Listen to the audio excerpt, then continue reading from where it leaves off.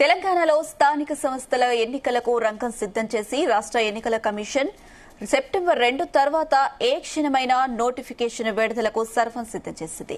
జిల్లా పంచాయతీ అధికారులను వెంటనే ఫోటో ఎలక్ట్రికల్ రోల్ సిద్దం చేయాలని ఆదేశాలు జారీ చేసింది.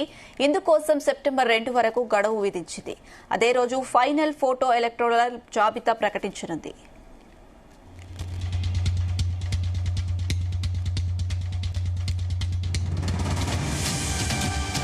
ఇదే అంశం సంబంధించి మరిన్ని అప్డేట్స్ మా బ్యూరో చీఫ్ నరేందర్ అందిస్తారు. ఎస్ నరేందర్.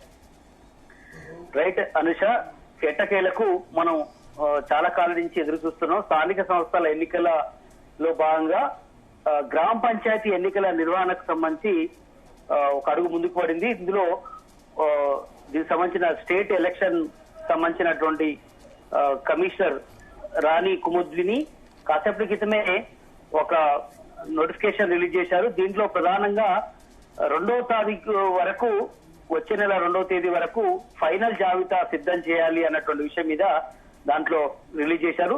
గ్రామ పంచాయతీల ఎన్నికల నిర్వహణకు పోలింగ్ కేంద్రాలు, తుది ఓటర్ల జాబితా విడుదల కోసం ఇప్పుడు నోటిఫికేషన్ రాష్ట్ర ఎన్నికల కమిషన్ రిలీజ్ చేసింది. ఇందులో చాలా అంశాలు ఉన్నాయి. డేట్ వైజ్ గా మనం ఒకసారి వివరిద్దాం.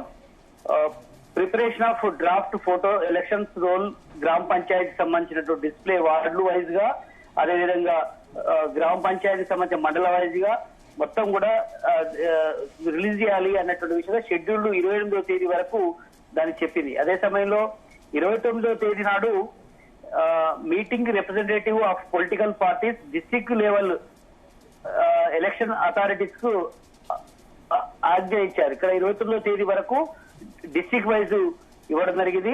ముందు 28 గ్రామ పంచాయతీ వైజ్ గా, ఇది డిస్ట్రిక్ట్ వైజ్. అదేవిధంగా 30వ తేదీ నాడు meeting with representative of political parties mandal level గా ఎంపీడీఓస్ కు అథారిటీ ఇస్తూ 30వ తేదీ వరకు గడువు ఇచ్చింది. అదే సమయంలో 28 నుంచి 30 తారీఖు మధ్యలో receipt of objections of any rearrangements of rural assembly voters into the ward of గ్రామ పంచాయతీ ఎలక్టరల్ రోల్స్, అట్లా ఈ 3-4 రోజులు కూడా పూర్తి స్థాయిలో అటు అరేంజ్మెంట్ సంబంధించి కానీ, పూర్తి స్థాయిలో ఓటర్ల సిద్ధం కానీ, మార్పు చేర్పులు కావచ్చు, ఇవన్నీ కూడా గ్రామ పంచాయతీ మొత్తం కూడా క్లియర్ గా ఉండాలని కూడా చెప్పే ప్రయత్నం చేసింది. 31వ తేదీ నాడు పూర్తిగా disposal of objections of DPO, ఏమైనా అబ్జెక్షన్స్ ఉంటే డిస్టిక్ సంబంధించినటువంటి వారికి ఫిర్యాదు చేసుకోవచ్చు అనే విధంగా 31వ తేదీకి లాస్ట్ డేట్ ని ఖరారు చేశారు. చివరిగా 2వ తేదీ సెప్టెంబర్ కు final publication of ward wise photo electoral rolls of గ్రామ panchayat by the district panchayat officer. Final ఎవరైతే ఓటర్ల జాబితా ఉందో ఫైనల్ గా మార్పులు అన్ని అయిపోయిన తర్వాత, మార్పులు చేరిన తర్వాత పబ్లికేషన్ చేయడం, డైరెక్ట్ ప్రింట్ చేసి బయటికి ఇచ్చే విధంగా విత్ ఫోటో తో కలిపినటువంటి ఎలక్టోరల్ రోల్స్ ని గ్రామ పంచాయతీ డిస్ట్రిక్ట్ పంచాయతీ ఆఫీసర్ కు చేరవేయాలన్నటువంటి విషయం మీద కూడా ఉంది. ఈ పూర్తిగా ఈ రోజు నోటిఫికేషన్ వచ్చిన నేపథ్యంలో 28వ తేదీ నుంచి 2వ తేదీ చివరి రోజు 29, 30, 31 లాస్ట్ 2వ తేదీ నాడుకు మొత్తం కూడా బయటికి సిద్ధం చేసి పబ్లిష్ చేయాల్సిన అవసరం ఉంది, పబ్లిక్ డొమైన్ లో ఉంచాల్సిన అవసరం ఉందని కూడా రాష్ట్ర ఎలక్షన్ కమిషన్ తీసుకురావడం జరిగింది. ఇది ఒక ముందరుగు పడిందనే మనం అర్థం చేసుకోవాల్సిన అవసరం ఉంది. కనుక 2వ తేదీ లోపల కనుక మొత్తం జాబితా సిద్ధమైతే ఇక దాని తర్వాత ఏ క్షణమైనా కూడా స్థానిక సంస్థలకు సంబంధించిన ఎలక్షన్స్ నోటిఫికేషన్ వస్తే ఇక ఎలాంటి ఇబ్బందులు లేకుండా ఉంటుందనే ఉద్దేశంతో రాష్ట్ర ఎలక్షన్ కమిషన్ ముందస్తుగా ఇవన్నీ కూడా ప్లాన్ చేసింది. మండల స్థాయిలో, జిల్లా స్థాయిలో, రాష్ట్ర స్థాయిలో అన్ని కూడా జిల్లాల వైజ్ గా పూర్తిగా ఫోటో గుర్తింపుతో కలిగినటువంటి ఎలక్షన్ జాబితా సిద్ధం చేయాలి. పంచాయతీ ఎన్నికలకు సంబంధించినటువంటి ఓటర్ల జాబితాను కూడా చెప్పే ప్రయత్నం చేసింది. బట్ మనం రాష్ట్ర ప్రభుత్వం ఇప్పుడు రేపు 29 నాడు కేబినెట్ సమావేశం ఉన్న నేపథ్యంలో అందులో కూడా ఈ అన్ని అంశాలు చర్చకు వస్తాయి. స్థానిక సంస్థల్లో 42% రిజర్వేషన్ సంబంధించిన అంశం కూడా ఒక కొలిక్కొచ్చే అవకాశం ఉంది. ఇప్పటికే గెజెట్ ద్వారా నోటిఫికేషన్ ఇవ్వాలా, లేదంటే కేంద్రం నుంచి రాష్ట్రపతి ఉత్తర్వులు వచ్చే అవకాశం లేదు కాబట్టి ఇంత త్వరగా రాకపోతే గెజెట్ ద్వారా చేసే ప్రయత్నం ఏమైనా ఉందా అని చివరి ప్రయత్నంగా చేసే అవకాశం ఉంది. లేదంటే పార్టీలకు అనుగుణంగా 42% ఇచ్చుకోవాలన్నటువంటి ఆలోచన చేస్తుందా మరి ఈ ప్రభుత్వం చూడాల్సిన అవసరం ఉంది. బట్ ఏదైనప్పుడు కూడా రాష్ట్ర ప్రభుత్వం ఇలాంటి నిర్ణయానికి వచ్చినప్పటికీ కూడా రాష్ట్ర ఎలక్షన్ కమిషన్ తీసుకోవాల్సినటువంటి పనుల్లో మాత్రం ఎలాంటి జాప్యం లేకుండా స్పీడప్ అయితే చేస్తుంది. ప్రతి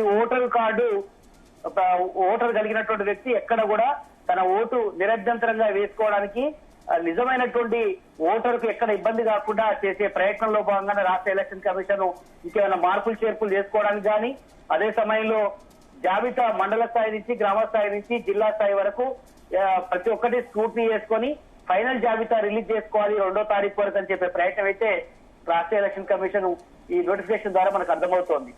హరీష్. ఎస్ నరేందర్, అయితే స్థానిక సంస్థల ఎన్నికల నోటిఫికేషన్ సెప్టెంబర్ 2వ తేదీ తర్వాత వస్తే ఒకవేళ 42% రిజర్వేషన్ కి సంబంధించిన అంశం ఒక కొలిక్కి వచ్చే అవకాశం ఎంతవరకు ఉంది? ఖచ్చితంగా ఇప్పుడు దాని మీదనే రాష్ట్ర స్థాయిలో పెద్ద ఎత్తున చర్చ జరుగుతున్నటువంటి పరిస్థితి మనం చూస్తాం. 29 నాడు కేబినెట్ సమావేశం ఉంది.